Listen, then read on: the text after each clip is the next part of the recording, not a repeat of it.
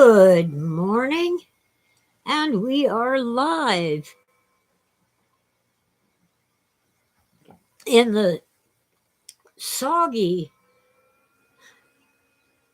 downtown crestline in the San Bernardino Mountains of Southern California's Inland Empire, where it is raining like crazy, and just 100, maybe 150 feet above my house, we have snow, but not at my house. I'm going nuts trying to arrange the lighting because even though it's technically daylight, there isn't much light getting into the house. 38 degrees Fahrenheit. That's a little above freezing. For some reason, my computer wants me to look at the weather forecast. Hello, IB.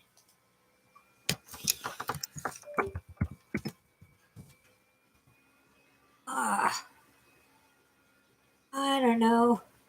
I guess it's Happy New Year. Today is January 3, which means a bunch of politicians are getting installed. Where is it? Here it is. Camel filters. Oh, the light is just totally wrong today. And that pack is empty. Well, anyway, I'm taking charge of my own nutrition.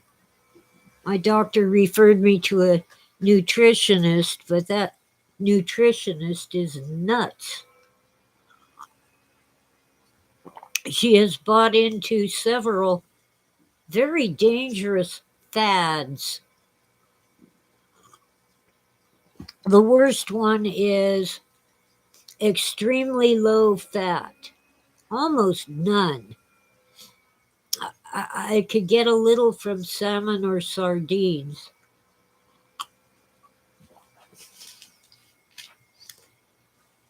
Now,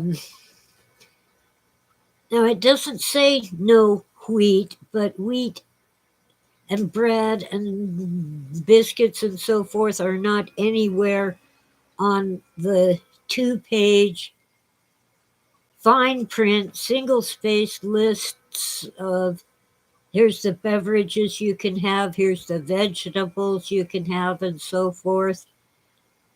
No wheat products of any kind. I can digest wheat just fine. I don't have a problem with it. And I love a good slice of bread with some butter. Oh, butter is not allowed, I guess, because it has fat. Actually, no dairy. Not even cheese. Cheese has fat. However, even though she does not allow starchy vegetables like potatoes and squash. Oh, hi, Gil. Cardinal Sin is in the room. So I'm not supposed to eat potatoes and squash and other starchy vegetables, but it's okay to eat rice, corn tortillas. Shut up, phone. Sugary fruits. I don't think that's a good trade-off. On the whole, I think potatoes and squash are much more nutritious than rice. And I've already been warned to go easy on fruits like apples that are really sugary. And she wants me to go ahead and eat 2 servings a day of this list of sugary fruits. I mean, I keep calling them vegetables. My phone is being mean. Okay, but no citrus fruits. Excuse me? I'm not giving up lemons and grapefruit. When I've been eating and my tummy's upset, I drink a ounce or two of straight lemon juice and it settles my tummy because the problem is not too much acid, it's too little. Anyway, I'm not going to live on rice and give up biscuits and sliced bread. No, nothing quite like a slice of toast with real butter on it. And I've been tested. I can digest cow's milk. I can digest wheat. And it isn't as if she recommended goat's milk or something. No, she wants me to drink almond milk or one of those other replacement milks. And there's no kind of flour at all except in the corn tortillas. I think she said I could use rice flour in small quantities. Rice flour is pure carbs. I need protein, and there's very little of that. I also get good health results from tree nuts like walnuts and pecans and macadamias. Oh, I can have one or two nuts a day, or six almonds, or six cashews. And I'm like, no, no, no, no. Or two pecans or two walnuts. No, I just ate about six pecans this morning. That's and then I had to take off my dentures because they were full of little bits of nuts.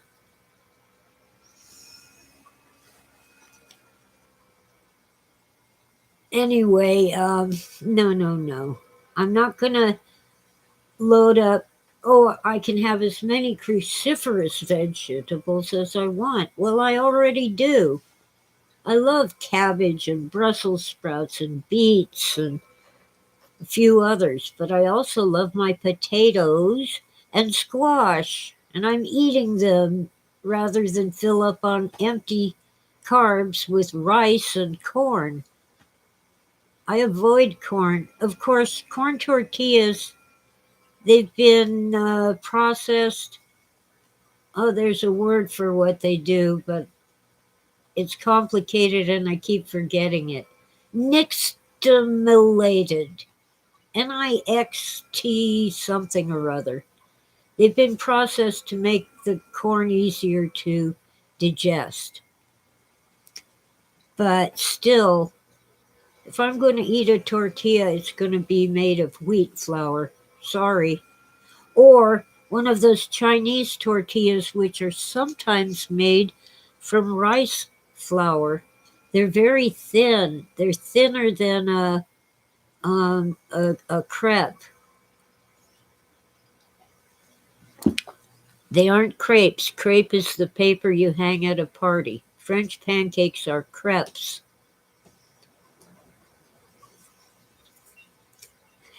But you can call them crepes. I don't mind. But I tried to order crepes one time at the International House of Pancakes, IHOP. They were advertising them, and they were this special deal for a limited time. And every time I said, I tried 3 times. I would like these crepes. I even pointed to the picture on the menu. And all the idiotic server just said, "What?" And then she giggled. Hee hee hee. Refused to understand even when I pointed at the picture. So I finally said, "Okay, I'll have crepes." Jeez. And my sister in law, who was with me at the time, said, "Boy, that server was rude." Because my sister in law studied French more than I did. I bailed out after one semester of college French. It was too difficult for me. Anyway, she knew it was crepes. Oh well. Anyway, I'm going to have my pancakes and my biscuits and my toast in small amounts. But I'm not going to fill up on rice and other empty carbs. Carbs, especially sugars, are really bad for you. I mean, we need some sugar in our diet, but modern Westerners, especially Americans, eat way too much sugar, often without even knowing it. For example, my shut up phone. If I mute it, I'll forget to unmute it, and I'm expecting an important call later today. Anyway, my favorite raisin bread has a lot of sugar in it, but I don't eat it every day, and I have just one slice. It's a treat, and I'm not giving it up. And I'm not giving up cow's milk, butter, or cheese. Nobody killed the cow to make butter and cheese or milk. Although I did know a lady who lived and worked on a ranch. She would go to the dairies and get the male calves because the dairies didn't want male cows. And she would raise them. She had goats that would nurse the cows. They'd hop up on this platform that made them tall enough, and she would raise the calves that way.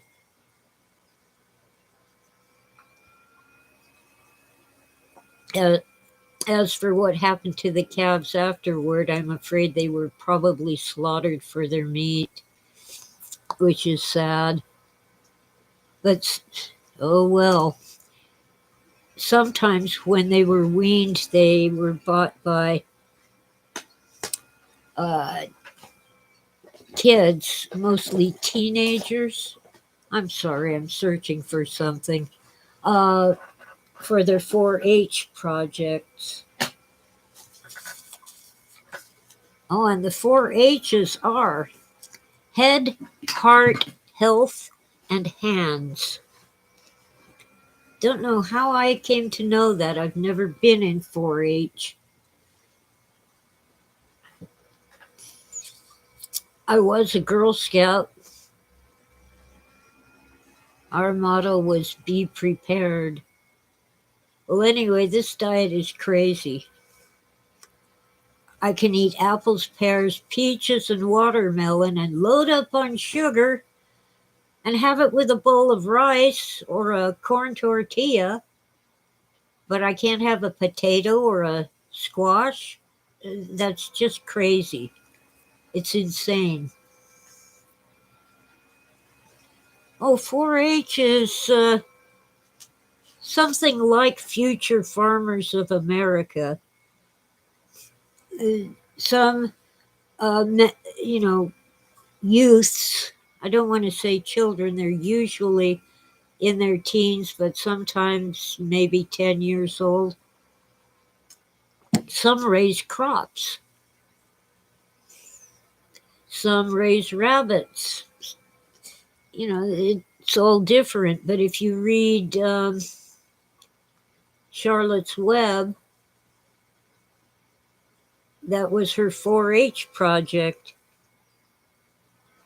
Well, growing up in Kansas, Gil knew a lot of 4-H kids but didn't know what it stood for. I don't remember how I learned it, but somewhere along the line, someone told me and it stuck.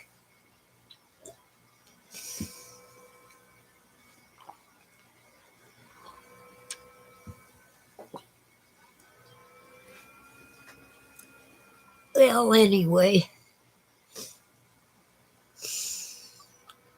Oh, yay, Cardinal Sin got monetized. I can't get monetized because, it's at least a decade ago I had ads on my blog, Google Ads. Took me a year to earn $20, but their minimum for payout was 50. And about a year into it, maybe 14 months, they canceled my account and wouldn't even tell me why. And they kept my $20. And one time they allowed people to appeal to get reinstated in Google Ads and Google Pay and all that. And they turned me down. We can't do that at this time. And you can't just apply when you want to. You have to wait until they're allowing applications. And they stole my $20. And by the way, Google owns YouTube, which explains a great deal. Although YouTube does allow things that would get you booted from Facebook and used to get you booted from Twitter.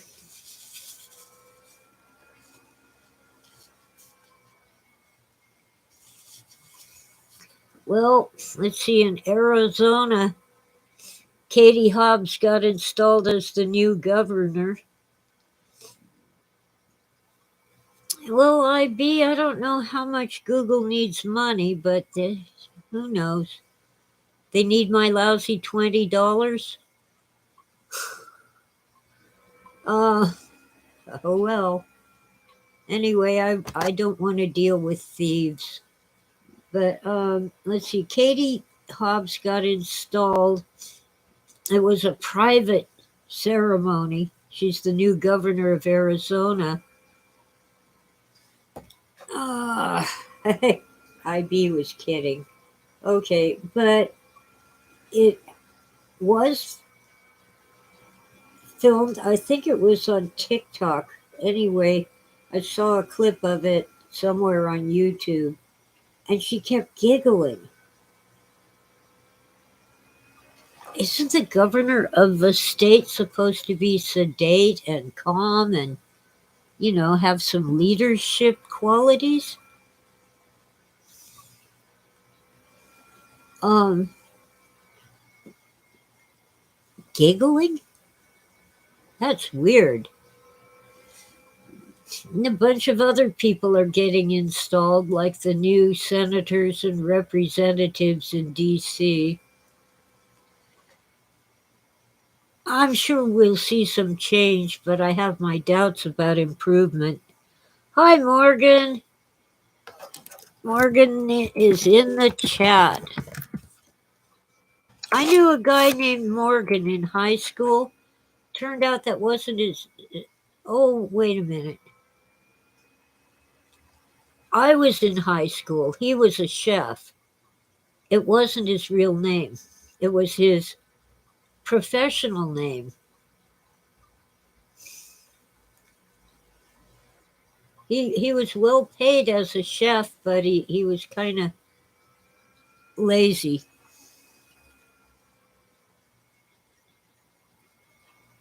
He called himself Morgan Morganoff.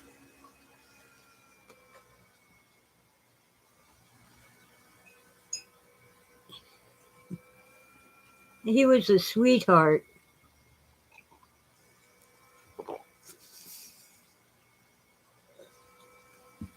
Then there was a guy at my high school. Everyone called him Tex, and he'd wear a cowboy hat and Western outfit. Well, one day, his mother came to see him.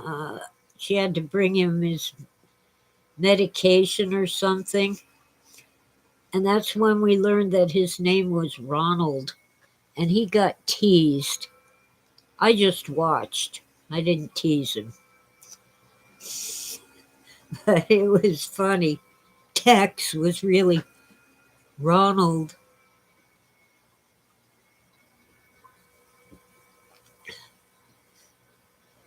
Uh, those were the days. Oh man, my hair is doing bad things. It keeps getting into my face. And it's so baby fine. It's really fine hair, spider web fine. Sometimes I can't see it, but I can feel it. And yes, I'm working on the lighting. I think the lamp needs to move over. Let me see if I can do that now. It's bugging me. Come on, lamp. Ah, all right. Let's get your cord free and scoot you over. Oh, I still can't see my keyboard, and my portable battery powered lamp is uh, it got left on somehow and ran down the batteries. But I have this. Let me see. Oh, I think this one has dead batteries. It's there we go. Here, sort of. Yeah, it isn't as bright as it ought to be. It needs to. I brought it inside from the garden because we have so little sunlight, it wasn't getting charged. Um, Put it here and see if it gets charged from the lamp. There we go. Here. Oh man, to be young and foolish again. I am now officially 68. On the 20th, I'll be 68 and a half. And when you're very young or very old, that half counts. Water, tea. I've been up since about 3 this morning. Just can't quite get on a regular schedule. I mean, I used to stay up past midnight and get up between 8 and 9, and now I conk out around 8 at night and wake up at 2 or 3 in the morning. No matter what I do. And a few days ago, I stayed up till about 3 a.m. and then slept till 9, which is only 6 hours. Okay, what else are we doing in the new year? There wasn't much noise on New Year's Eve here because we had pouring rain. So people stayed indoors and shouted. We didn't have any idiots setting off fireworks. They're illegal here all the time because there's such a really dangerous fire hazard here in the mountains. But people set them off. They just do.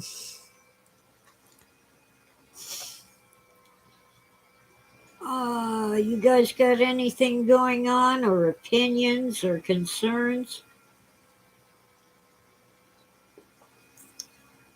I can't decide whether the pandemic is over. Some people say it's an endemic, which means we're stuck with it just like the seasonal flu. And they keep reminding me to get my shots. Well, I'm not anti vax, but I've had the flu. Let's see. Well, I was severely ill from the 1957 flu when I was 3 years old. In the one in 69, I had a runny nose. That's two. Two times I had the flu, and then in was either December of 2019 or January of 2020, I got what I thought was the flu. Might have been. For the first time since 1969, that's 50 years between rounds of the flu. But that one was really bad, and I guess it could have been COVID. It was definitely here in at in the fall of 2019. I don't know, but I didn't go to a doctor because even though I was miserable, I wasn't that sick. Let's see. Morgan says we had a 600,000 something gas spill in his neighborhood this summer, and people still set off fireworks. Yes, Cardinal Sin is young and innocent.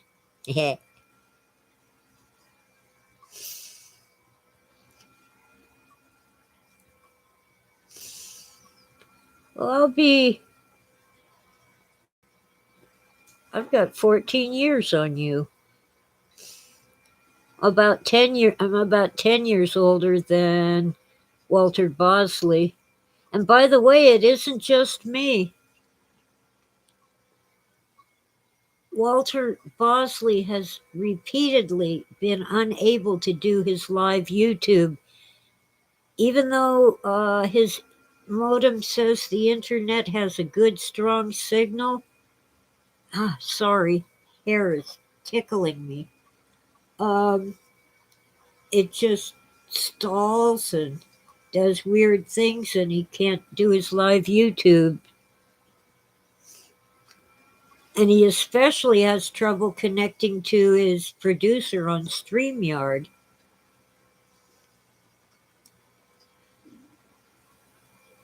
So I'm not the only one who has issues, and I believe Walter has AT&T. I'm on Verizon Wireless. Of course, we've had weird weather, but even so, he isn't on the mountain.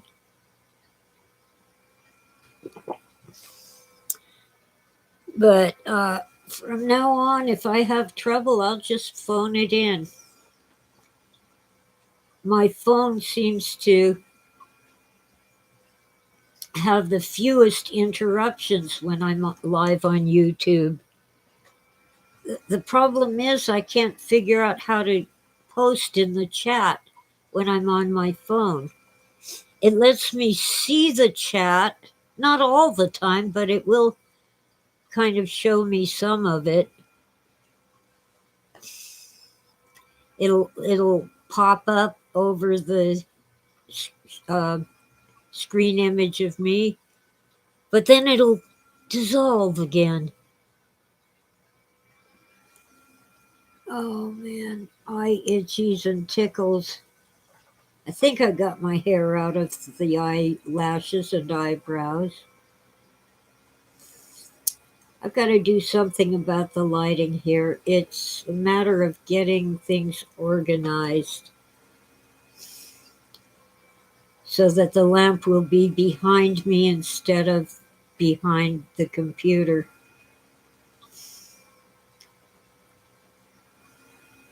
But you see, my oven, which is an electric roaster, is over on the hearth, the safest place for it in this house.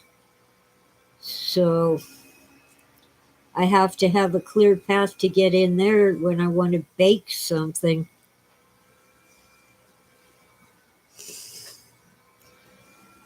Oh, wow. Oh, that's what they're here. I'm wondering, as long as Cardinal Sin is here, you might be interested in my spare copy of 5th edition, A Short History of the Movies by Gerald Mast and revised by Bruce F. Cowan. There are newer editions, but up till, I think I got this in like 1980, something like that. Up to that time, it's really cool information about the movies, and I somehow ended up with 2 copies. Yeah, oh, the newest copyright is 1986, but I'm sure I had this around 1980. So, um, I had to buy it for a film class in college. And I graduated in, oh, I got my bachelor's in 82. I got my master's in the 90s, but I wasn't studying film then. I was an English major. Well, hi, Top Rankin.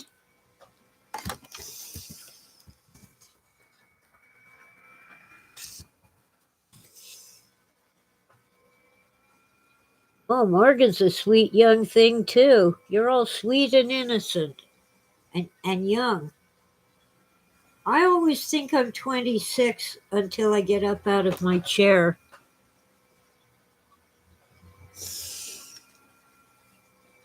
Yeah, if you come and see me, you can have one of my 2 copies of this book. I kind of want to hang on to it, although. Oh, and the other book I'm looking at, I can't give it away, but I should show it to Walter Bosley because its first chapter is about the airship mystery in California, which Walter has written about. It is one of my favorites that I've shown before, UFOs over California by Preston Dennett. It's a really good quality book. The pages are like index cards. They're very thick. And you can buy this book dedicated to all UFO experiencers and investigators.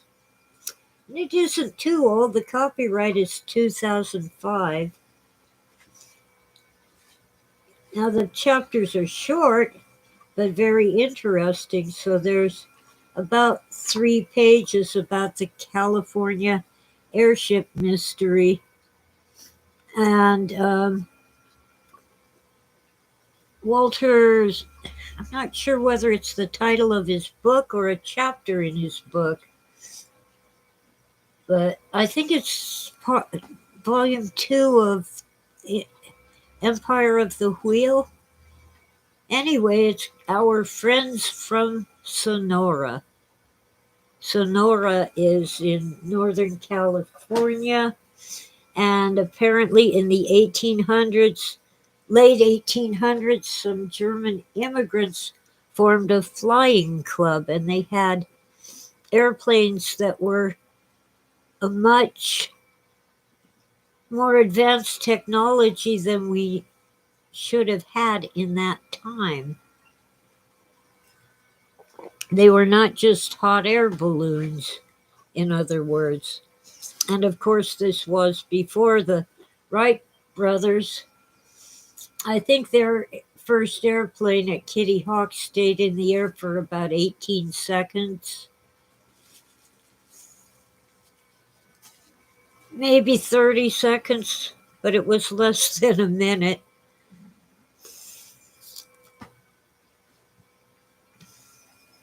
And there's a lot of controversy as to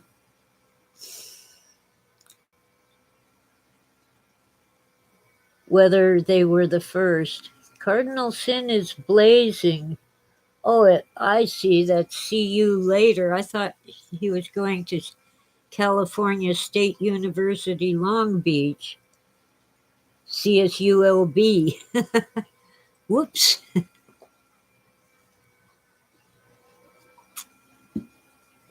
Well, anyway.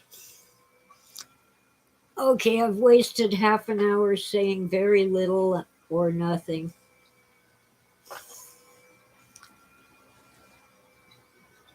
I am working on my basically an exegesis of the exegesis of Philip K. Dick.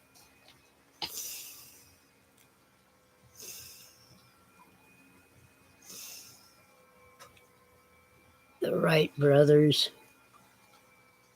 Yeah, they were bicycle builders. That's right, Top Rankin. Yeah, meta exegesis, but I don't want to say meta because of the name change for the Facebook company. Hi, Witta. Witta is in the house. That's what I think about.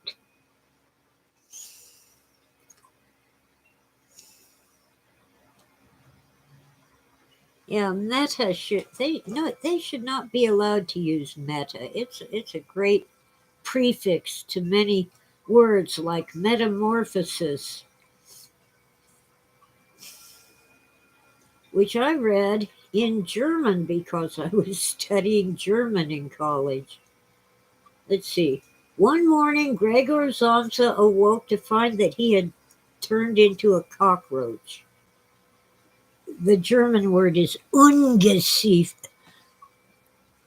Let me start that over. Ungeziefer. The Z is like a TS. Ungeziefer. So he's an unbug. The way they say monstrous is the prefix un or un in German. Morgan feels that way every morning. Oh, the whole point of the story, which most people have to be told that's the point. Someone told me, and I went, oh, yeah.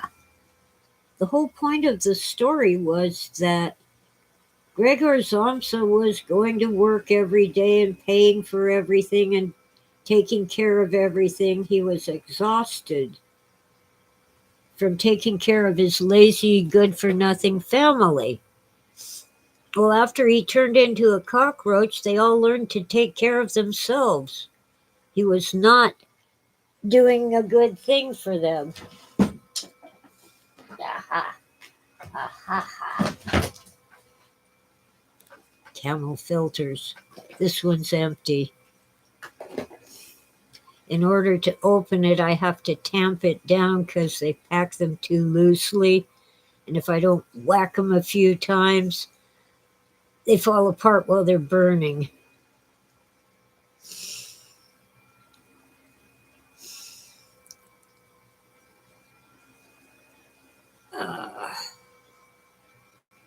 When I applied to college, they waived the English literature requirement. I had been totally turned off on English literature by a bad professor at the junior college. And anyway, they waived it because I had studied so much German literature. And I wasn't majoring in English. But when I went to do the master's in English, I was pretty clueless. I hadn't studied literature except some of the books that Phil had recommended. Yeah, Kafka never identified the bug, but if you read the description, people are confused because they don't know that cockroaches can fly. But it's definitely a cockroach that he's describing. They even made a movie out of it. I hope they turned him into a cockroach. Anyway, so I had read this German literature. I cannot remember. Oh, yeah, I got it. The one novel I always forget the title of it was Der Oberst, which means the colonel, like in the military. And I had read Viele heißen Kain, and the teacher was very careful to tell us it isn't Cain, it's Cain. And it's many are called Cain. It's about a betrayal. The first sentence begins Ein Antwerpener Anwalt. It takes place in German, and the guy's an attorney in Antwerp. And I read, and I always get the title wrong. I always say Der Reiter. It's Der Schimmelreiter. The he's riding a pale horse. Rider on a pale horse. That's, of course, a reference to the book of Revelation, in which the rider on the pale horse is death. But actually, the guy's riding out to the dikes in not Holland, but Flanders, not Flanders, where the Flemish people live. Come on, brain. Schleswig-Holstein. It's this area that's historically gone back and forth between Germany and Holland. Friesland. Fries land. Anyway, the thing about reading that, the guy rides out to the dikes to inspect them. It's his job. Belgium is where not Kafka, the Antwerp attorney lived in Villa. Many are called Cain. But I think the land I'm talking about, it isn't Belgium, which is kind of tucked into France.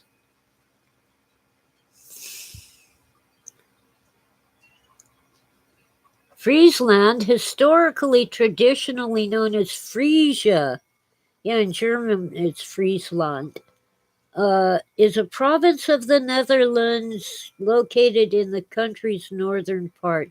That's where the dikes are.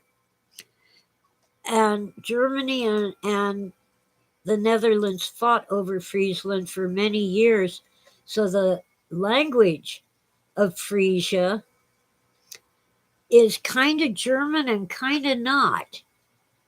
And welcome back, Cardinal Sid. I had to read a book that was written in that language. The Schimmelreiter, the rider on a pale horse. I didn't make the connection at the time. I just kept thinking of that Clint Eastwood movie. Yeah, I'll say it like an American. Alsace-Lorraine, the wine valley of France, was part of Germany. And it would still be if the Germans hadn't been such warmongers. Okay, it's time for me to go tamp these down so they're packed a little tighter. It'll only take a minute. But this one's empty. I gotta get this one open.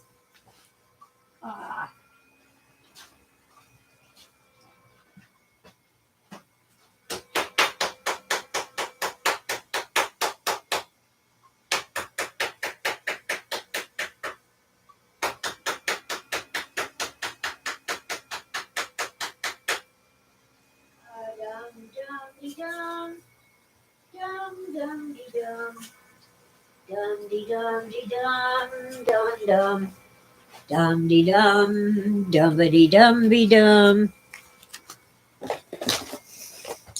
I still haven't watched a clip of Dragnet, so I'm still doing the Get Smart version of the theme.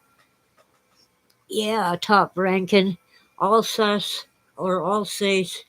It's in France now. At the end of World War I, they told the Germans, You stay on the other side of the Rhine River, and everything up to the Rhine River on the west became part of France. Well, now, today, Germany has both sides of the Rhine, but they don't have that lovely wine country. It's in France. Do you know that there was no Germany until Kaiser Wilhelm in the late 1800s started a bunch of wars? He was a Prussian, and Germany was all these different duchies, kind of like counties, too small to be states, except for Prussia, which was basically half of modern Poland plus part of Germany, modern Germany. Uh, there was Saxony, Bavaria, Prussia, and all these different duchies, run by dukes. But Wilhelm, the whatever he was, the not king, but might as well be, of Prussia. Well, the Prussians had a great military. That was their one great skill, was killing people. So they kind of strong-armed the other duchies, the German territories, into joining them. And that's how they became strong enough to fight in World War I. That was finally a united Germany. And what did they do? Kill people. Lovely. Yeah, Kaiser is the German word for Caesar. And by the way, the Romans pronounced it Kaiser. And the Russian Tsar is a Caesar.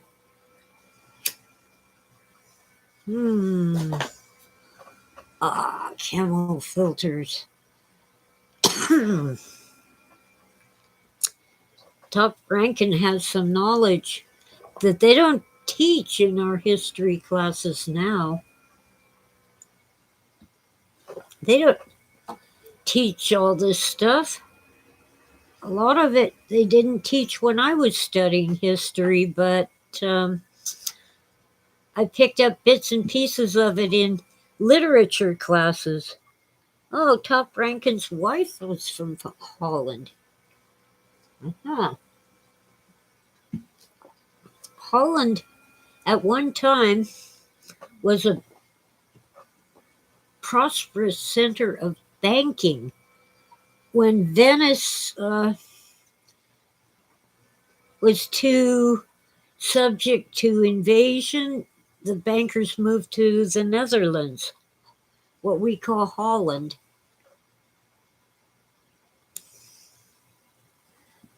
But now they're mostly in London. And the city of London doesn't belong to the monarchs. It's almost an independent nation, as tiny as it is. Oh, yeah. Dutch Indonesia. Dutch Indonesian had to leave Indonesia during the Sukarno regime. Yeah, Indonesia's had some really weird problems. Scary. Yeah, after World War II. Sukarno was probably installed by one of our presidents or his cabinet. The U.S. apparently has been taken over by Prussians.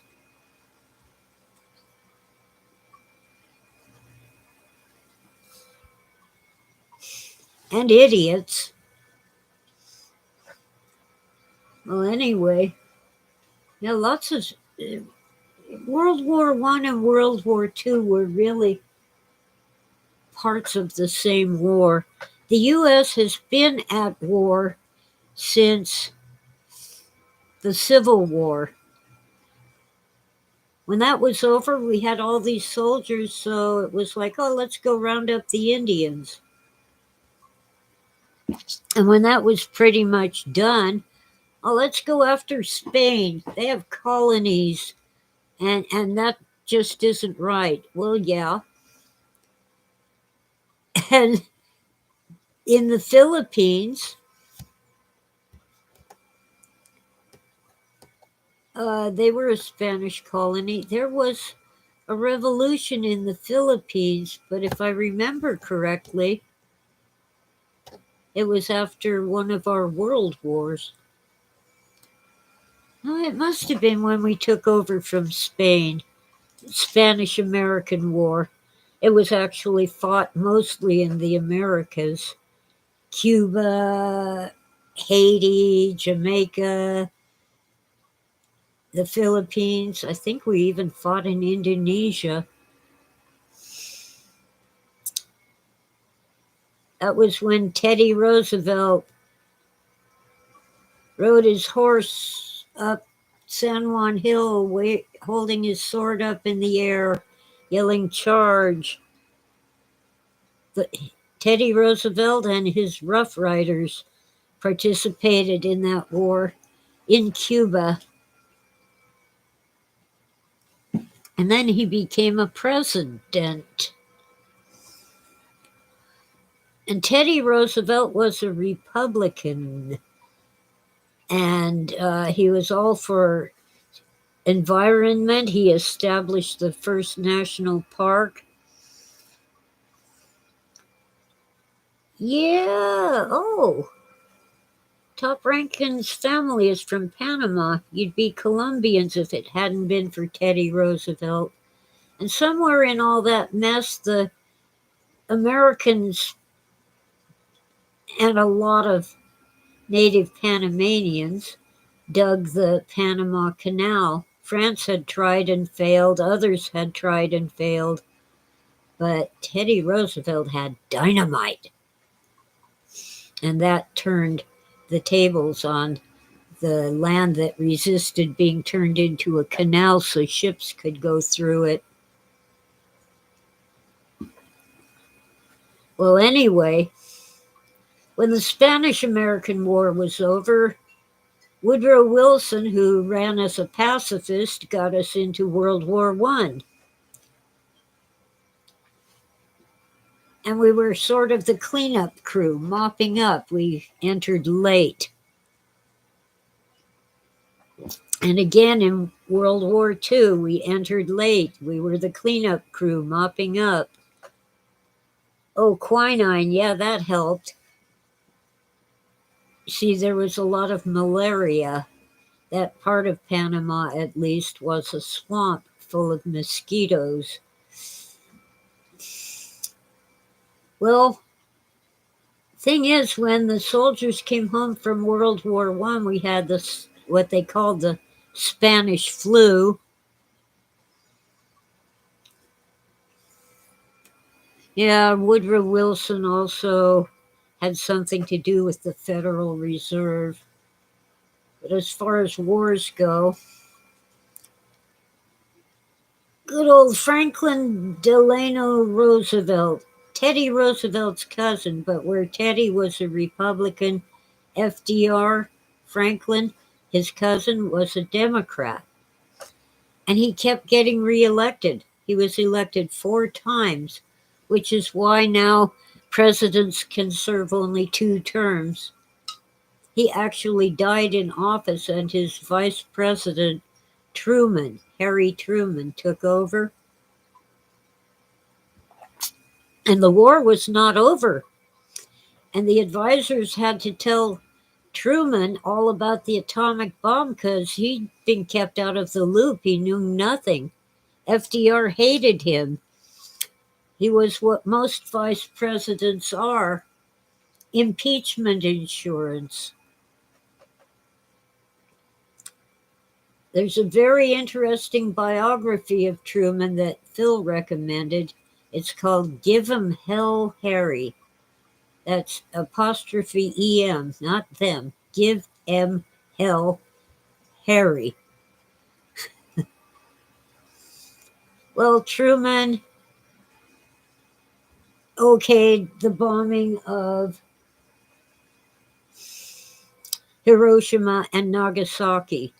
And by the way, Truman was a Democrat, a not a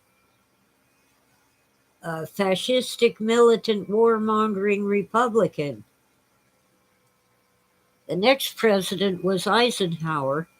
Well, in the mix, we were barely out of World War II when we went to Korea for a police action. And it was kept very small, military advisors and military equipment, so that communist China would not take over all of Korea. They already had the North, but not as the North then was not didn't extend as far south as it does today. After we agreed to withdraw under a weird peace treaty. Well, once that was over, we started escalating in Vietnam. Well, Eisenhower, the Republican, didn't. He served 2 terms. And then John Kennedy, a Democrat, also not only did not escalate in Vietnam, he started ordering troops to pull out and come home. Well, so somebody shot him in the head and he died. And LBJ took over, Lyndon Baines Johnson. People used to march in the street, mostly young people, but not all, shouting, "Hey, hey, LBJ, how many kids did you kill today?" And it became so hard for young black men to get an honest job that they really had a choice between becoming a criminal or joining the army. And many young black men died or were horribly wounded in Vietnam. Then we got Richard Nixon, and he made a lot of mistakes. But he did pull us out of Vietnam, but it was just as bad as our recent withdrawal from Afghanistan.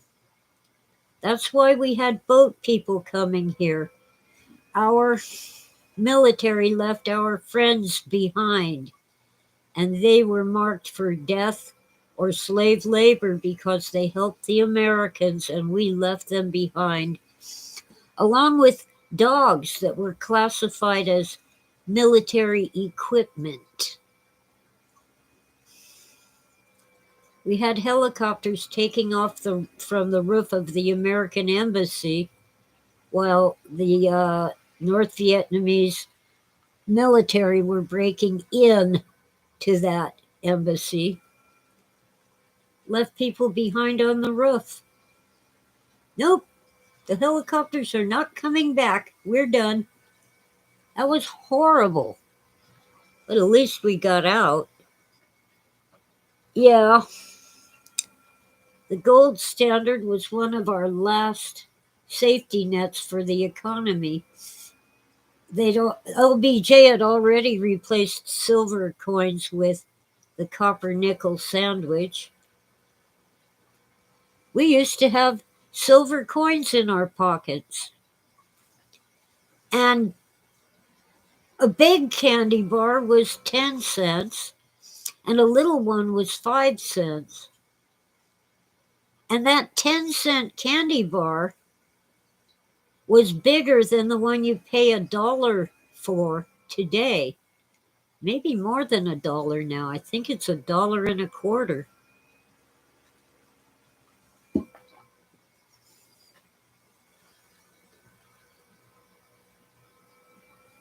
Yeah. Junior mints were 5 cents.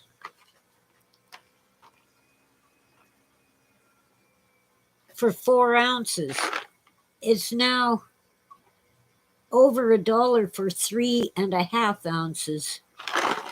The box is bigger, but the amount that's in it is about the same, a little less than what I used to get for 5 cents. Yeah, at Thrifty, an ice cream cone was 5 cents a scoop. Now, Thrifty is all gone, but Rite Aid has the Thrifty ice cream,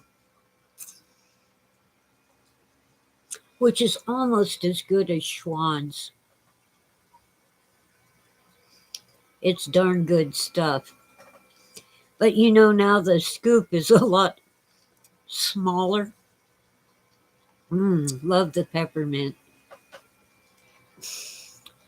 My stupid antivirus wants to sell me something, so it pops up a little window while I'm trying to read the chat.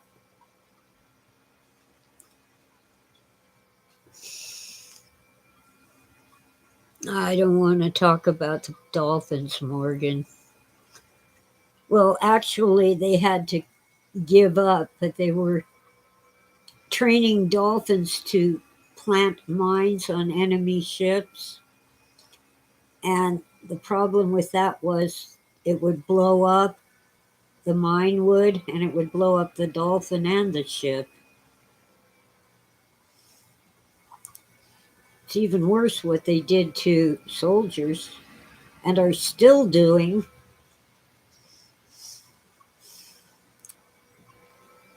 We have lost some of our finest military because they didn't want a jab.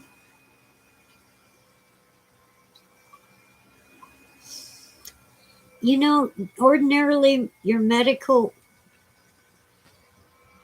decisions are between you and your doctor, and they're nobody's business.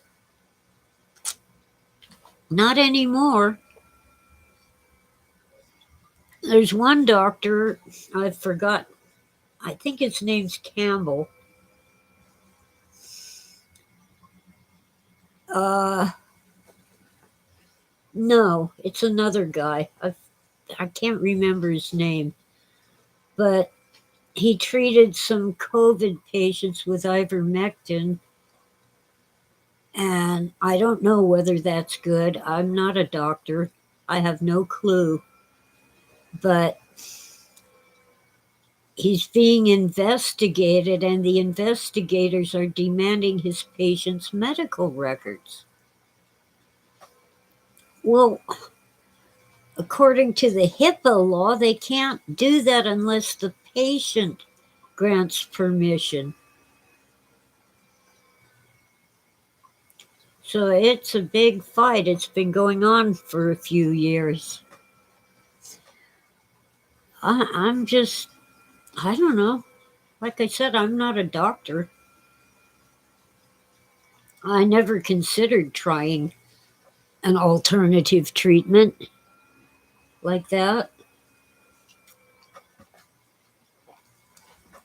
I suppose under the right to try doctrine, if I were on my deathbed, I could try anything I want as long as the doctor agrees. I don't know. But at least I do know something about my own nutrition for myself. And I got referred to a nutritionist who is total nutbag. No wheat, no dairy, not even butter and cheese.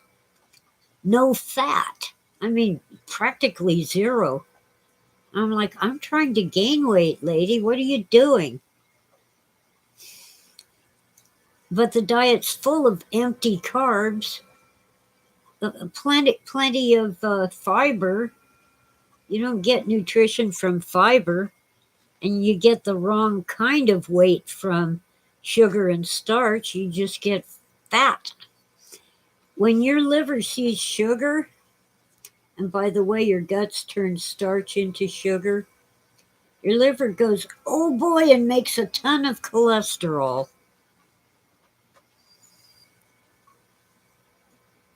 Okay, nothing new in chat. been on for over an hour. Wow. So like no wheat, no dairy, but all these weird replacements like almond milk and soy milk and what else is there? All these milk substitutes. I'll take my chances on cow's milk. I can still digest it because I never quit drinking milk. And there's nothing that makes my day quite like a tall glass of cold milk. I know a lot of people can't digest the lactose, the milk sugar, but I can. And I'm not giving up wheat either. She didn't even recommend any replacements like bread made from rice, except corn tortillas or a bowl of rice. Let me check that. I'm going to look one more time and see. Amaranth, whatever that is, buckwheat groats, buckwheat noodles, millet, oats, quinoa, rice, sorghum, teff, T-E-F as in Frank, F as in Frank, don't know what that is, a stone ground corn tortilla, or wild rice. Yeah, right. But I can't have potatoes and squash, but I can have apples and peaches and pears and watermelon, which are full of sugar. Oh, Goodwin's does have raw milk, yeah. But I just make sure I get the Altadena, whether it's raw or pasteurized. I trust the Altadena. They are the only dairy in California that is licensed to sell raw milk. At least they always have been.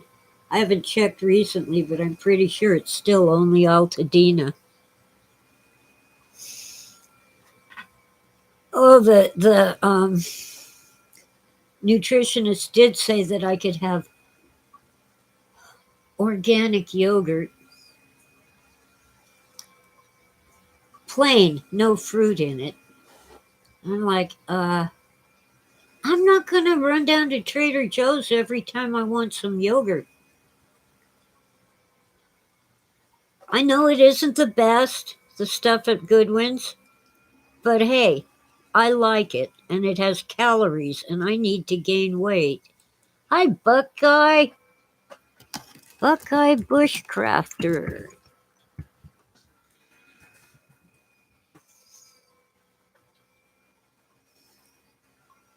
Wow. If you aren't Australian, you should be. Buckeye. Either that or living in Texas or Arizona. Oh, wow. Yeah, this morning I ate a bunch of pecans. That's a no no, according to the nutritionist. Or I can have as many almonds or cashews as I want, but not pecans. And I'm like, no. Now I understand that the amount of cyanide in almonds is very little, but it's there and it's bad for my liver and it's bad for the oxygen content of my blood. It replaces oxygen in your blood. Ohio. Well, that'll work, Buckeye, but you really ought to be in the Old West. Anyway, if I'm drinking almond milk and eating almonds, on top of all the sugar and starch in her crazy diet, that's not good for my liver. Of course, there isn't enough cyanide in almonds to kill me, but it's bad for my liver. I'm not supposed to have almonds at all. Pecans, on the other hand, and I do like cashews. They're a weird weird nut. The cashew tree has a fruit that, where it grows in the tropics, the people eat the fruit, but it won't keep well enough to ship it over here. But at the bottom of each fruit is this little cashew. So it's technically not really a nut. Don't it, but the darn thing is so tasty. What do Okay, but Buckeye is old enough for what to sign up?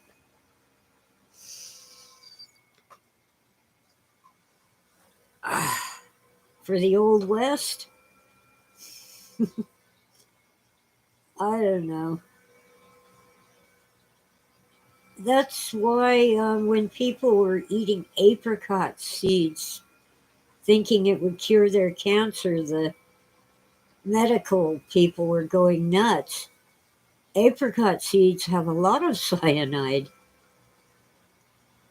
Now, they claim that nobody ever died from eating an apricot seed once a day, but apricots and peach pits. They're all related, by the way, apricots and peaches and almonds. Oh, to move out west? All right, Buckeye. I don't know about Arizona right now. It seems to have some problems. And Texas isn't perfect. In fact, you might do better in Colorado. They're kind of weird environmentalists, but you can smoke pot and forget about the environment. Louisiana, right now, I wouldn't go there. Apparently, they're finally working to clean up some corruption in their law enforcement and their judges. So let's wait till they clean it up. Nevada, yeah, I can't recommend Utah because, for the most part, you can't get alcohol. And in order to prosper, you really should become a Mormon, whether you want to or not. Northern Nevada, Tahoe, it's expensive. Tahoe and north of there, but the climate's much better. It isn't desert. It's pretty much mountains and forests and snow.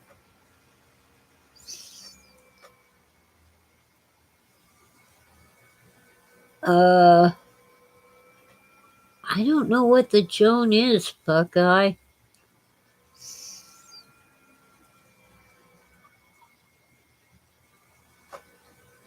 Oh, I have a feeling I do know what it is. Okay. Yeah, I don't advocate mandating anything. That's my problem with laws governing abortion. A government that can ban it can also mandate it. And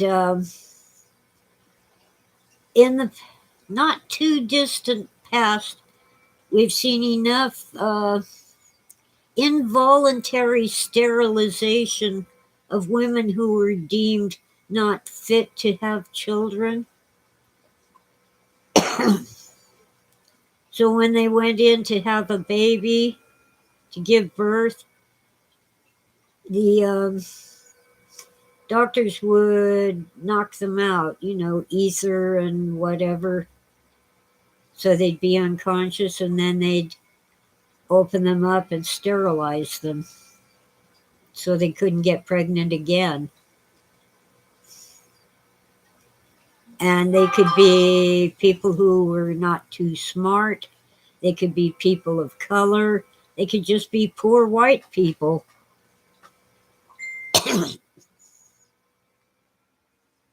Oh, is that a movie? Witta died suddenly?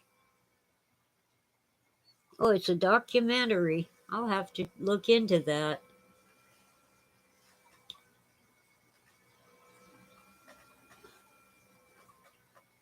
It's on Rumble and Odyssey. Okay. Uh, well, Buckeye, I have to agree that coincidence is not necessarily cause, but it's sure beginning to look like a causal relationship.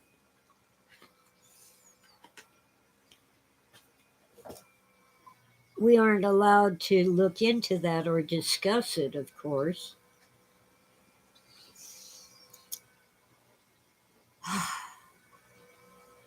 I had a Pfizer shot, and my doctor told me not to get another Pfizer because I had a severe adverse reaction to it. He was afraid the second shot might be worse. So I'm kind of in limbo right now. The Novartis might be okay for me because it is a killed virus shot.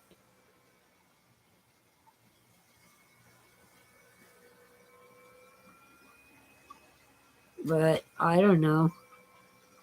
Apparently, I can do almost anything without it. So in some places, I have to wear a mask. Yeah, and when I was due for my tetanus booster, which is very important to me, especially in the mountains where there are wild animals that can carry tetanus and leave it in the dirt when they poop or when they just walk by. Um, there are two kinds. One is just tetanus shot, and the other is a combination of diphtheria, whooping cough, and tetanus. Pertussis, DPT. Pertussis is not whooping cough. Whooping is what you get when your mama says, "Go get me a switch."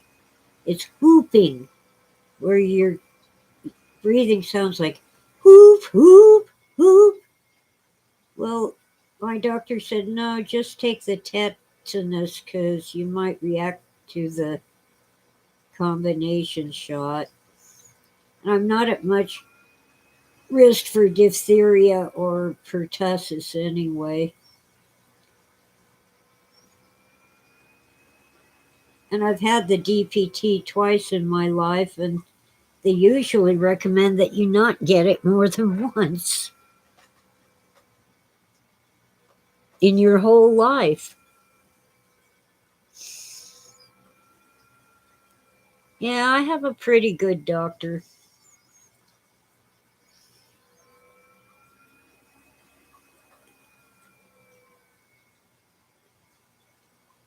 But I'm not advising people in one way or the other. If you want the shot, okay, it's your decision, not mine. And if you don't want it, that's still your decision with, talking to your doctor, not mine. I'm not a doctor, for one thing.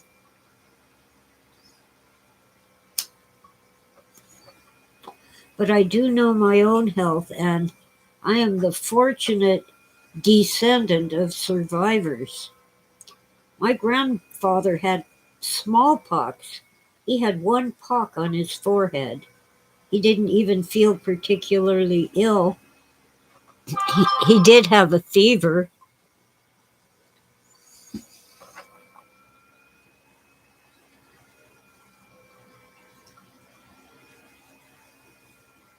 Yeah, some people have lost trust in the medical profession.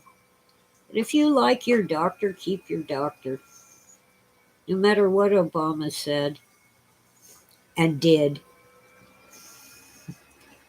Um, yeah, I don't know.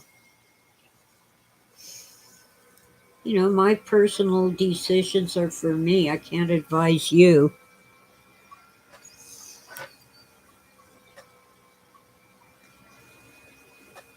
But there were so many events that I had planned to attend, and most of them didn't even happen because of the lockdowns.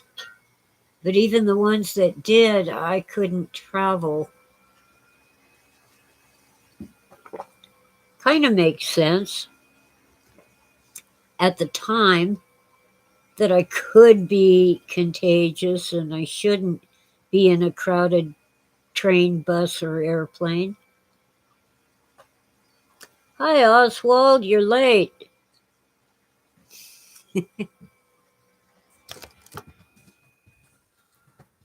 My worries this year are the heating bills. Last month, my gas bill was $200. It's paid, thank God, and generous people. This month, it's $300, and I can cover it if I'm careful. My 8% increase in Social Security. It doesn't go that far when everything costs twice as much, but I get a lot of help. And the food banks have had various problems. One of them had a tree fall into their roof, and they were the ones who always had fresh produce. But once a month, the Lutheran Church brings me stuff, and there are other food banks. I'm good on food even if there's the upcoming food shortage is real, I'm good.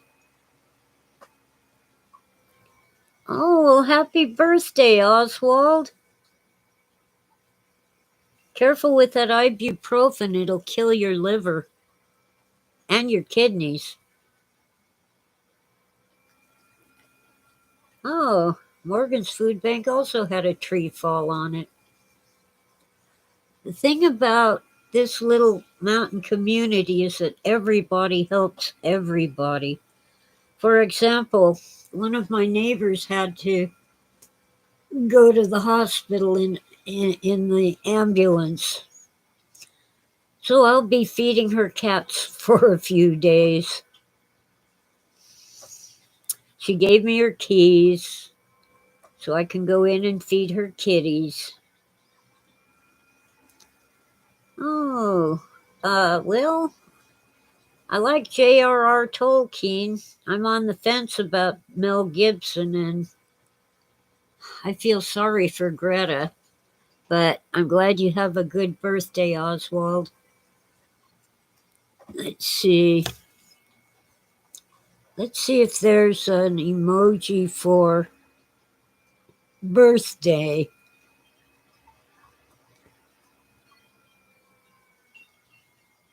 Nature, food, travel, activities, objects. Well, maybe it's an activity. There's a pumpkin. There's some fireworks.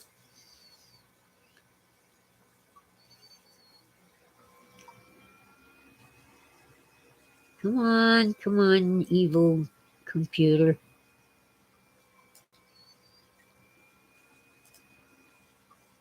Evil computer. Okay. Oops. I keep scrolling too far. There, here we go.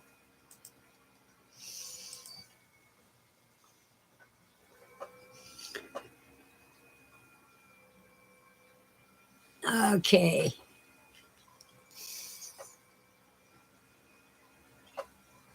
I'm just being real lazy today. I already talked about the UFOs over California. I mentioned the book about movies. I mentioned that I've got to really fix the lighting in this joint. I think I know where I want to put the lamp, but not right now. What I need to do right now is recycle some coffee, but I promise it won't take long, so don't go away.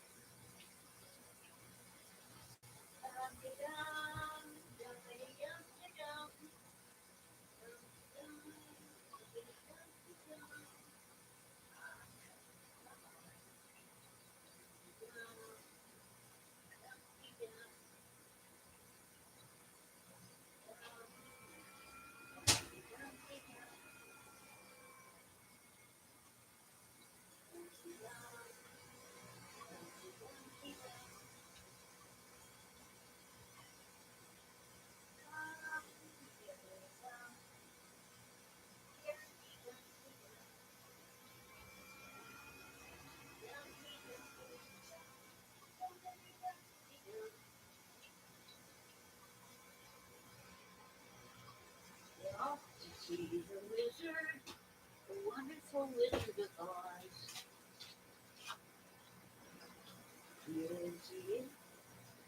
He is a whiz, a whiz of a whiz, if ever a whiz there was.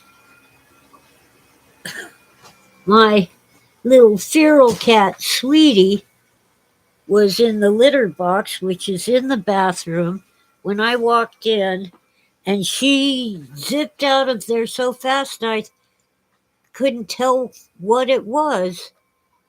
Okay. Oh, the Inklings. Yes, Tolkien and C.S. Lewis. There is some controversy as to whether he actually wrote the Screw Tape Letters and as to whether C.S. Lewis wrote some book that I've forgotten the title of.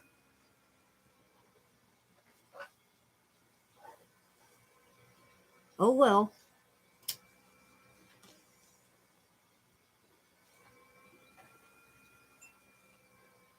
They couldn't be weirder than Mark Twain's Mysterious Stranger.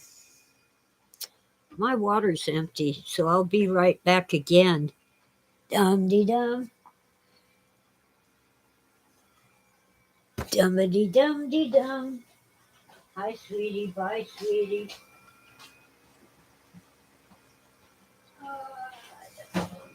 Dum.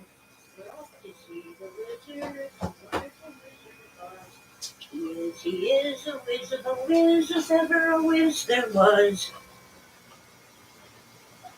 I don't know, that song occurred to me because Sweetie's being magical.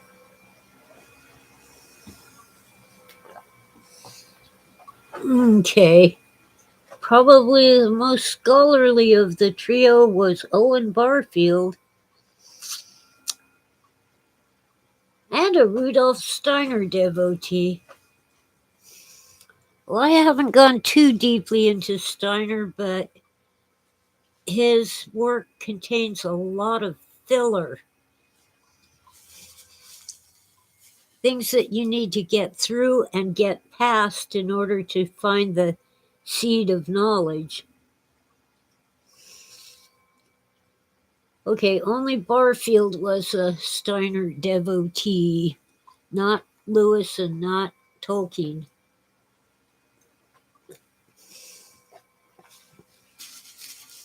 I really enjoyed, by the way, the Lord of the Rings movies, but I was disappointed in the part one Hobbit movie. It's like, walk, walk, walk, run, hide. Walk, walk, walk, run, hide. Walk, walk, walk, run, hide. Look, there's a dragon. The end. So I never watched part 2.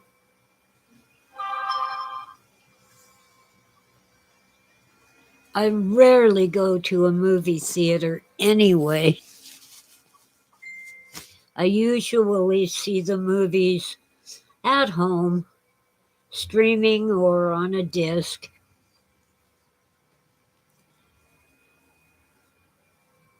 For one thing, the theaters are expensive, and for another, it's hard for me to travel. So I get to see a movie when my brother takes me. Because I can get a bus down to the train station and get close to his house, and then he can pick me up.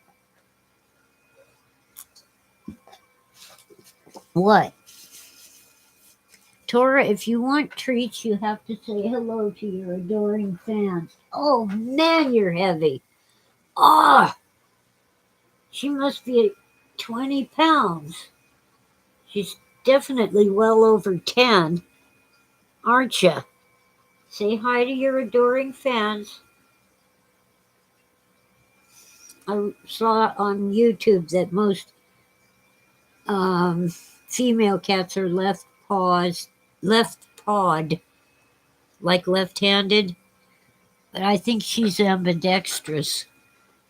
Uses both paws. Well, let's see.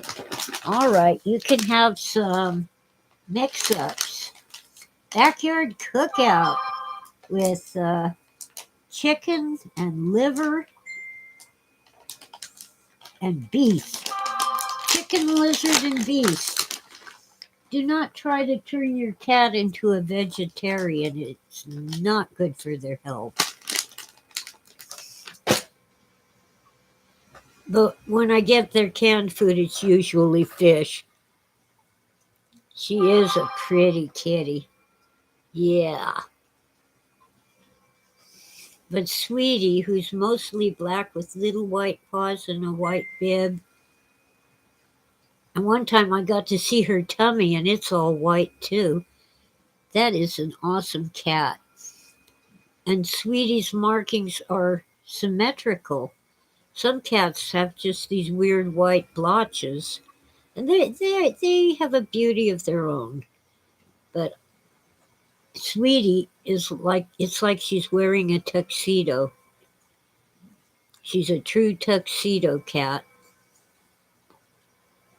Tora, she goes like this on my leg with her paw to get my attention, don't you? You don't need more treats. You're already fat. Do you want to be diabetic? Cats get diabetes.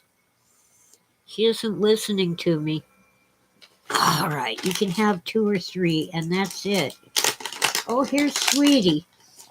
Even though I'm not allowed in the bathroom when she's busy in there, she's Johnny on the spot or Kitty on the spot for treats. Ah. Where's my junior mints? It's one thing I can eat and not gross you out. And it helps with my coffee breath and tobacco breath. There, here we go. Well, anyway,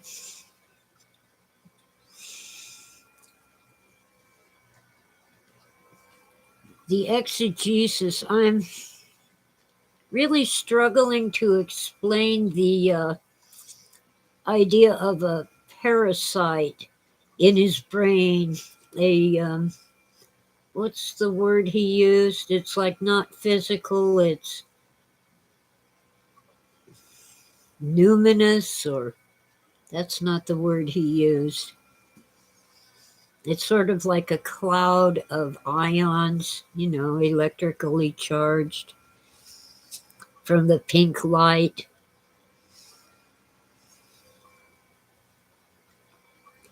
Well, It's entirely possible and even likely. Plasma, that's it, the plasmate. Thank you, Morgan.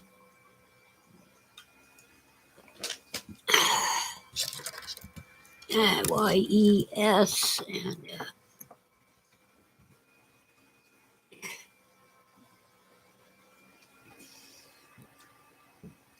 well, it's entirely possible and even likely that something was inserted when he had oral surgery. They knocked him out for it. He was asleep. They told him they were going to put him to sleep, and he made a joke about how when your pet dog or cat is incurably ill or injured beyond repair, you have them put to sleep. I always think of that when I have surgery. I've had oral surgery while awake and while asleep, and frankly, I prefer being asleep.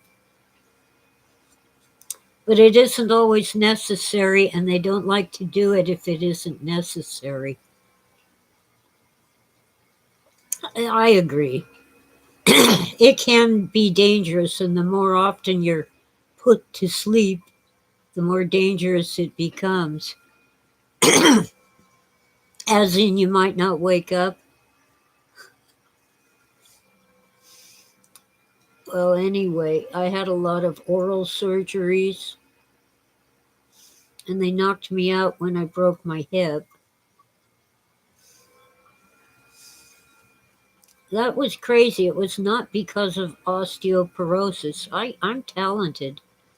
I got airborne and landed on my knee. My leg was bent, and I knew I should get it straight, but I couldn't. It was tangled up in a sheet. They ever put me on? Yeah, that's what they used to use. They'd give you a shot of sodium pentothal and later a variant called sodium brevitol. And then once you were out, they'd put this mask on your face and you'd be on nitrous oxide. And it would keep you asleep. And a couple of times I had it while awake, just a sort of twilight because I was scared of the dentist. But that guy was so gentle and so good that I decided I didn't need it anymore.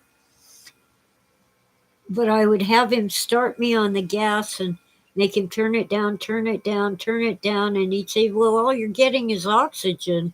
And I'd say, well, that's good. Leave it on. And the thing is, with the mask on, you don't smell all the things that are going on in your mouth.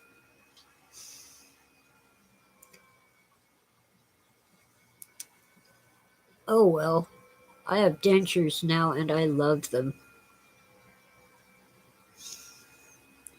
If they need repair, I drop them off and pick them up later. No shots, no drills, nothing.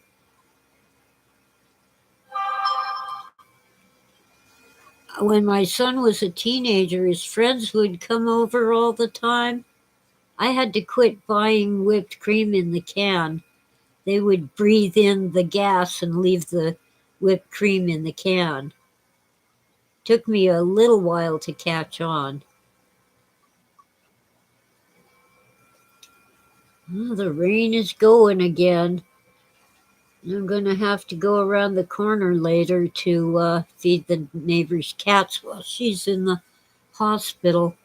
She has severe lung problems.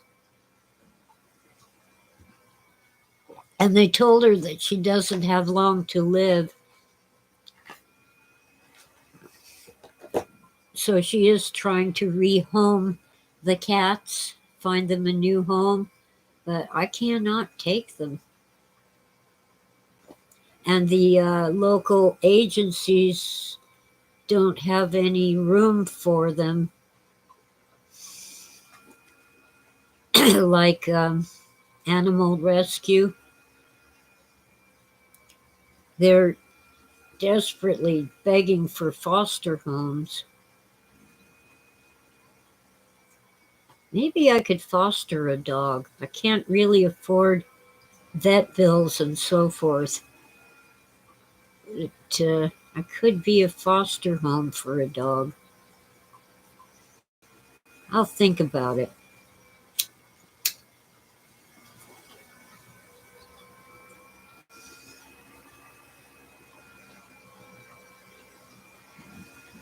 Anyway, I never had fun on nitrous oxide. When I started feeling loopy, I'd turn it down, turn it down. Thumbs down. It's hard to talk when the dentist is working on you.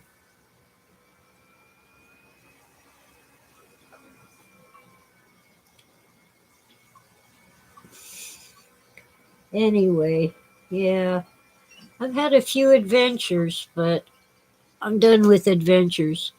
They keep telling me that smoking will kill me. Well, look, I don't ride motorcycles, climb rocks, or swim in the ocean, and I quit riding horseback decades ago. I'm going to outlive a lot of people.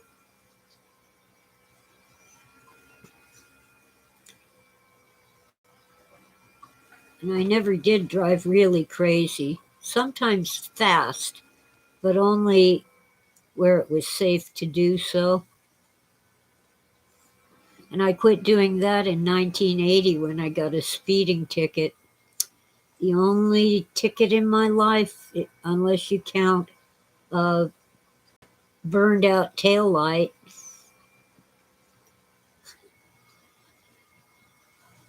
I had two other tickets, traffic tickets, but I went to court and won because I was not guilty.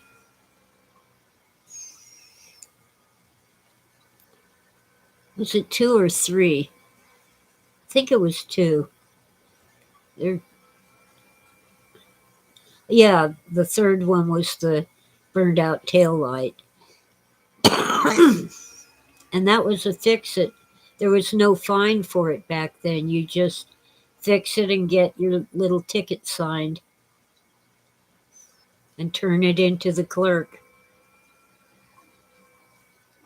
Boy, times have changed.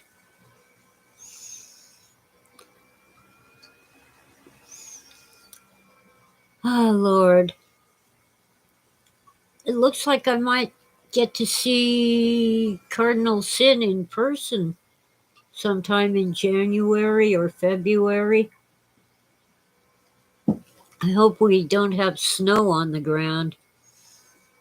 Although I can always get a ride down to the flatland and meet them there.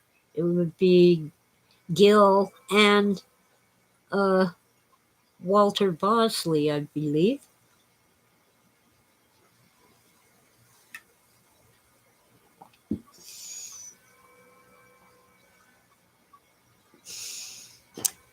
I was starting to talk about the exegesis. It is quite possible that something was implanted in Phil. And possibly he already had something, but it wasn't working.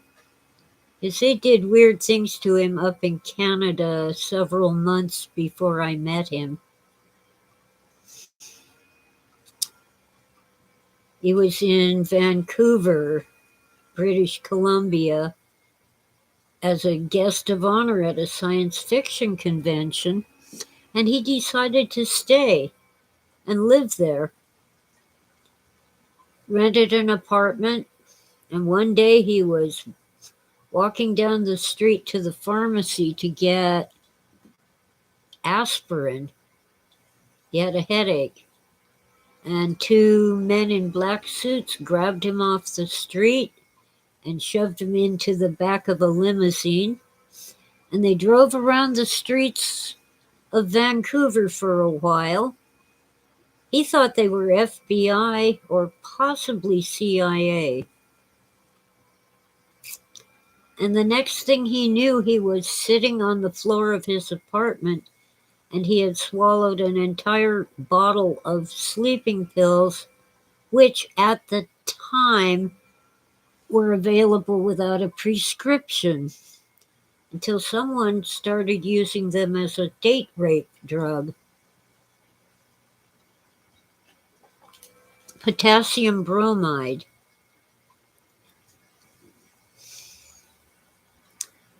Well, he never recovered all of his memories of that incident.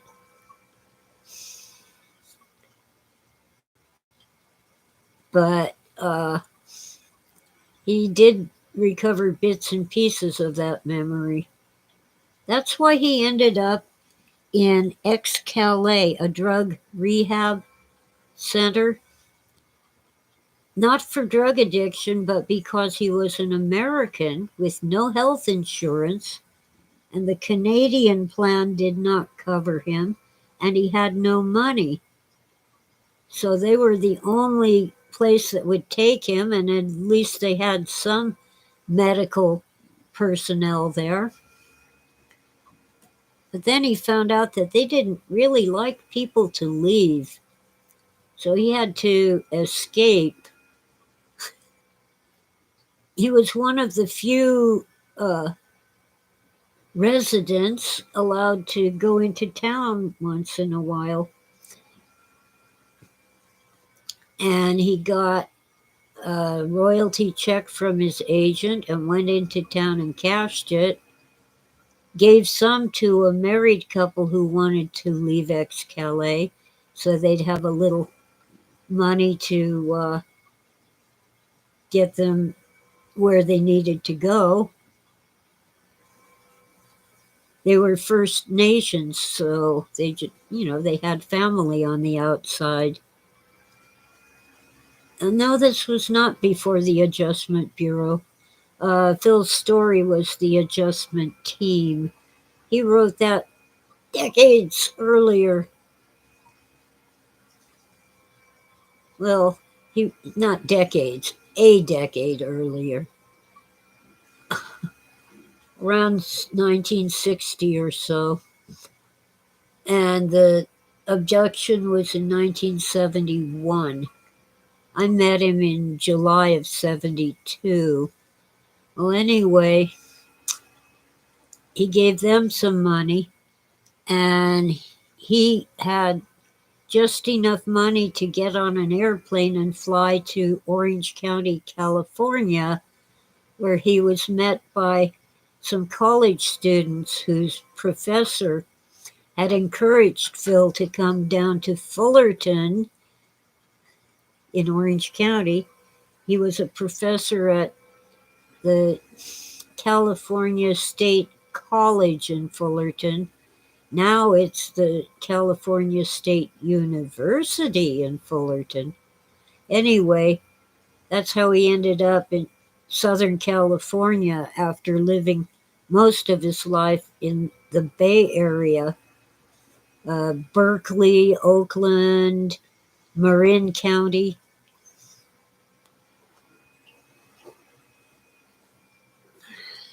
So he still felt suicidal, but he was stubborn enough not to do it. And then, well, our son was born in 73, and then in 74, Phil had that oral surgery where they might have either inserted something or adjusted something that wasn't working while he was asleep. Entirely possible. Anyway, shortly after that, he started having weird visions. The pink light is totally explainable.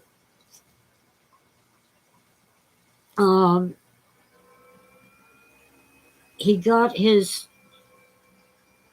the pharmacy delivered his pain pills and antibiotics. He got them, turned around to go into the bathroom to get a glass of water and take his pills. And this silvery bumper sticker that we had pasted on our living room window caught the sun just right and temporarily blinded him. And that bumper sticker had an image of the fish symbol, the Christian fish. And Phil kept seeing that image of that sticker in the pink light of phosphine activity that you get after a bright light has blinded you. It's almost as if the image were imprinted on the retina in your eye. Maybe it is. I don't know. But that was the pink beam.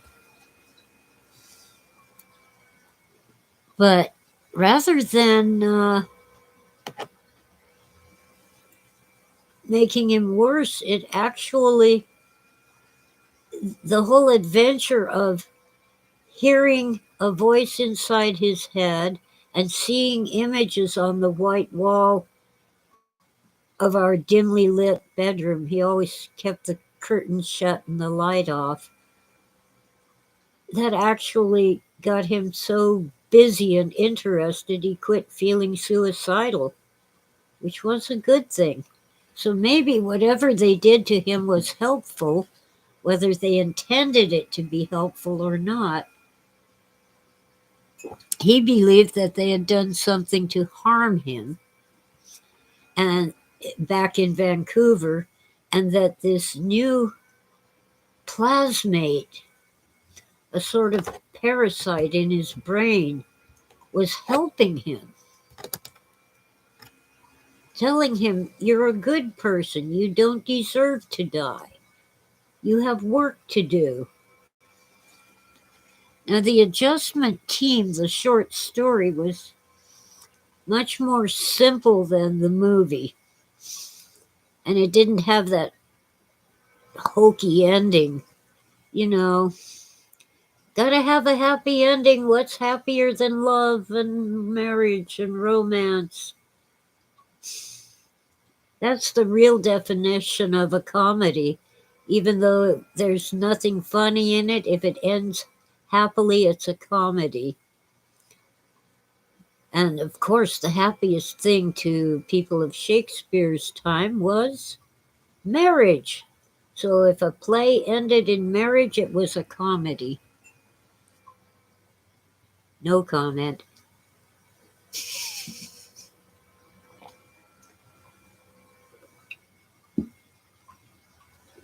Well, anyway, this plasmate apparently healed him in some way.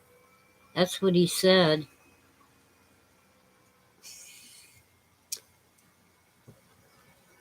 And if I were to hear voices, I would want them to tell me you're a good person. You deserve to live and all that good stuff. But I don't really need it. I'm stubborn too. Oh, Top Rankin had that temporary blind spot looking at solar mirrors. That move. Oh, from an airplane. Glad it went away. Yeah. If you look too long, it might not. Now, when there was a solar eclipse over Southern California, I think it was in 91, maybe 92, somewhere in there. I was determined to get a photograph of it. Back then, cameras had film. You didn't see a little electronic image on the back of your camera. You had to look through the lens.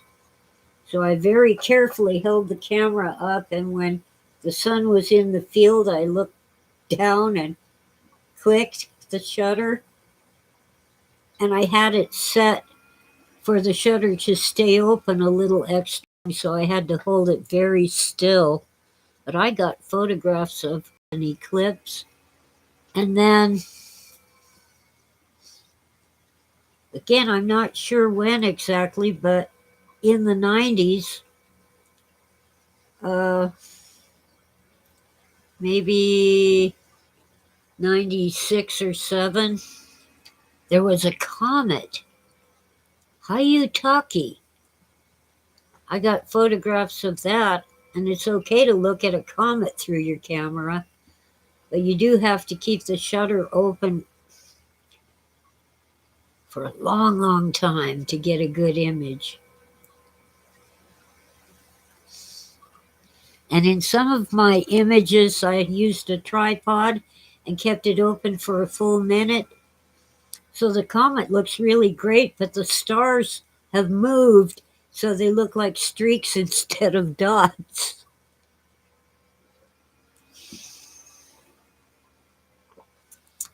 Never look at the sun. Don't do it.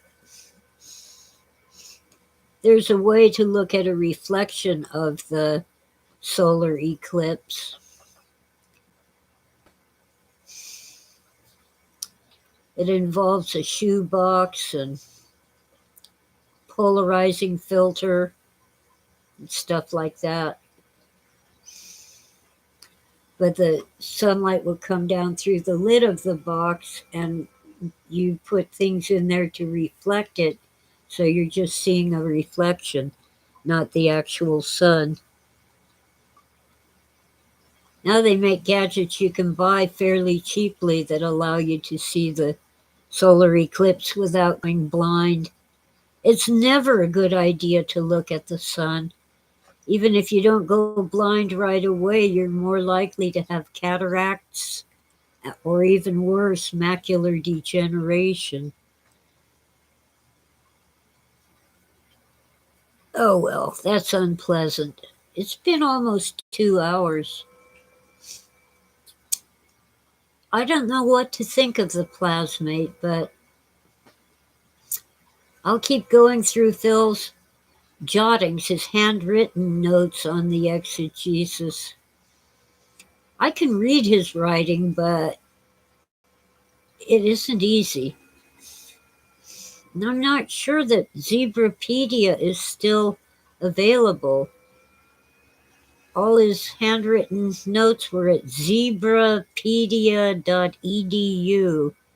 I'll have to look and see if it's still there. Let's see. zebrapedia.edu. Site can't be reached. Well, let's do a search for Zebrapedia. It might be all gone. Someone has. Here we go. There's something on WordPress, and from the page. All right. Let me see if I can get the link for you. It's taking forever to load.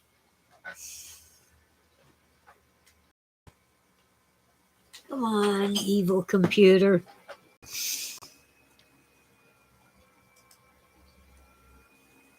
It just doesn't want to load. Let me see if I can copy the link address.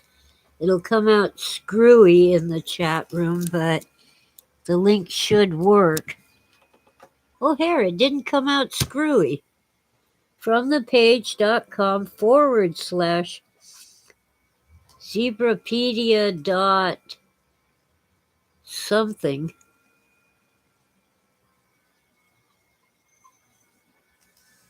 EDU, I think. No, that's EX something. Well, don't have to do that. Let's get rid of that and try this. FromThePage.com, https://FromThePage.com/Zebrapedia. that other stuff on the link I just copied was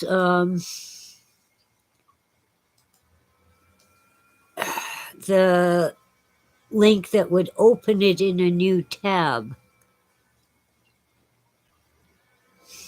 Okay, I have an account, but I don't remember my password. Anyway, you can register for free and see the handwritten parts of his exegesis. I'm sure it isn't complete, but it has tons of info. Tons. And I will stay on for a little bit longer in case any of you want to check out that link.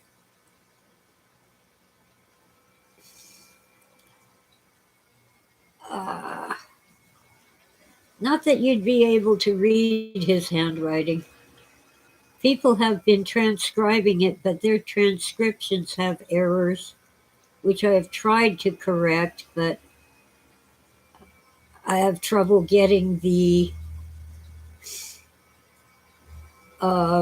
my edits to actually get saved. Oh well. It is an amazing collection.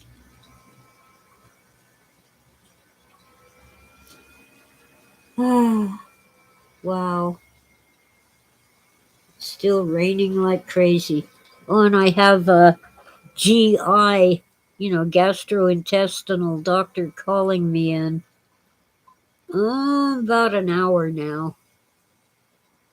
About the results of my, what did they call it? They put a probe down my throat and into my stomach and took pictures. And they took a biopsy of my stomach. But it's been a couple months, so if they had found cancer, they would have called me a lot sooner. Oh, thank you, Witta. Yeah, the guy who started Zebrapedia, I'm blanking on his name, but I know who he is. I'm just having trouble remembering. He's a professor and all that, and I just can't remember. You think the link is broken? Well, it opened for me. Maybe it doesn't like your location or something.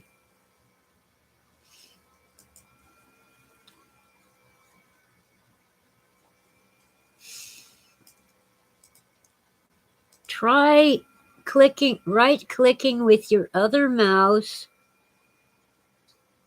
Try clicking the link with your other mouse and select copy link address or copy link. Open a new tab and paste it in. And it opens right up.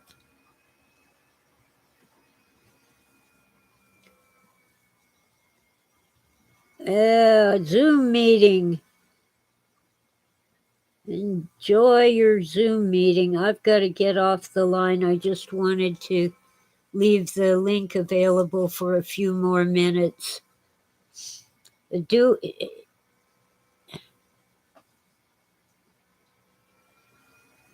Oh, okay. Go to users sign up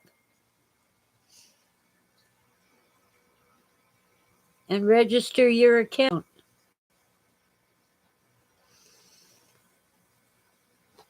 It's free. Wish I could remember the guy's name. He's really awesome. Maybe I'll find it by next week. Let me just check.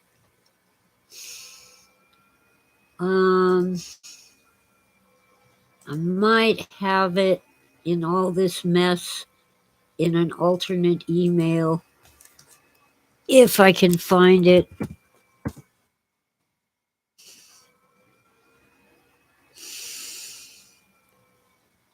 Well, is it Zach Kopp?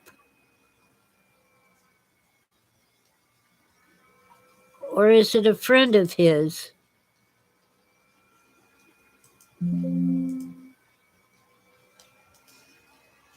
Oh, Richard Doyle, of course.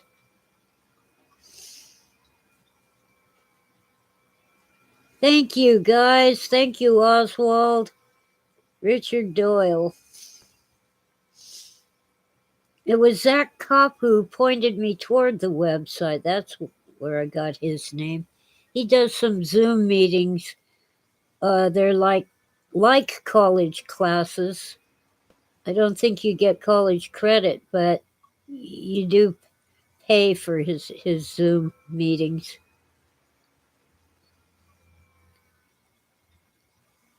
Anyway, Witta, go ahead and sign up or just type the link in instead of copying. But what I do is I right click and select copy link address, and then I go to my email and email to myself. I happen to have more than one email, but you can even email.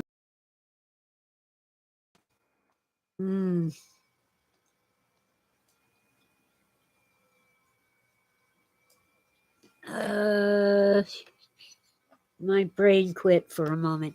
You can email yourself at your same address.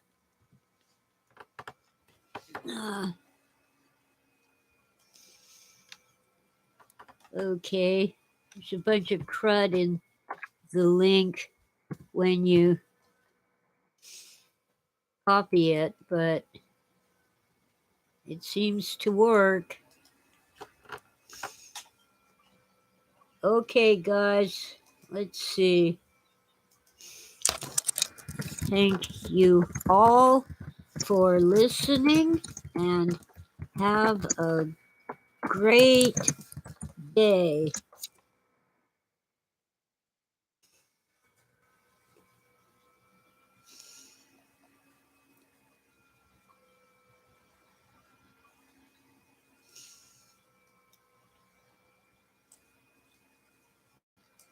What am I doing?